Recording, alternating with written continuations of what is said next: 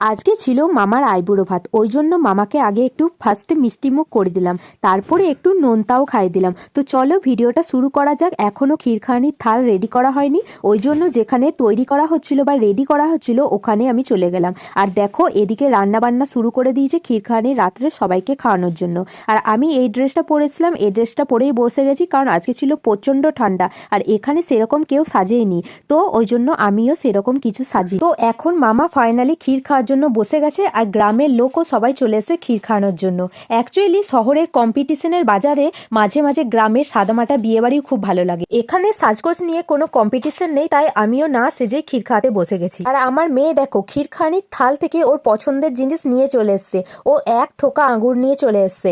আর এখন কি রান্না হচ্ছে চলো তোমাদেরকে দেখাই।